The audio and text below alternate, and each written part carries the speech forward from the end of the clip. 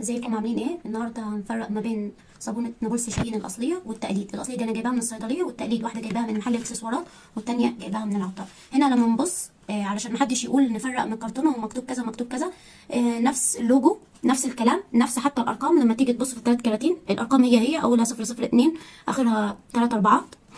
نفس الكلام المكتوب هنا، نفس الكلام مكتوب صابون تصدير الخليج وافريقيا. حتى نفس الكلام اللي مكتوب في الجنب هو بنفس الارقام بنفس كل حاجه، مفيش اختلاف بين التلات كراتين علشان محدش يقول نفرق بين الكراتين وبالمكتوب عليها. يا جماعه قبل ما تشتريها يا اما تشتريها من مكان موثوق منه، يا اما تفتحيها وتشوفي هي شكلها من جوه عامل ايه. دي شكلها من جوه لما نفتح كل واحده. دي اللي انا جايباها من العطار، انا كنت بستخدمها.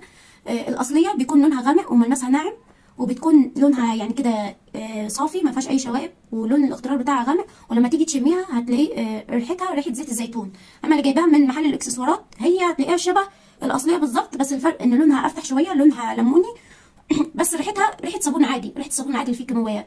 اما اللي جبتها من العطار دي فدي لونها مختلف خالص، وحتى ملمسها خشن، ولما تيجي تستخدميها هتلاقيها بتحرق الجلد.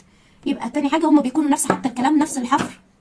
نابلس شاهين بس هنا ممسوحه، نفس الرسمه اللي بتكون مرسومه ونفس الحفر، بس الفرق ان الاصليه بتكون اغمق وريحتها ريحه زيت الزيتون. التقليد اللي جايبينها واحده من محل الاكسسوارات دي بيكون لونها ليموني، او الاخضر بتاعها افتح شويه عن الاصليه، وريحتها بتكون ريحه صابون عادي مش ريحه زيت الزيتون. اما اللي بتكون بايظه دي بتكون ملمسها خشن ولونها وحش خالص، وكمان لما تيجي تستخدمها بتطلع لون اخضر.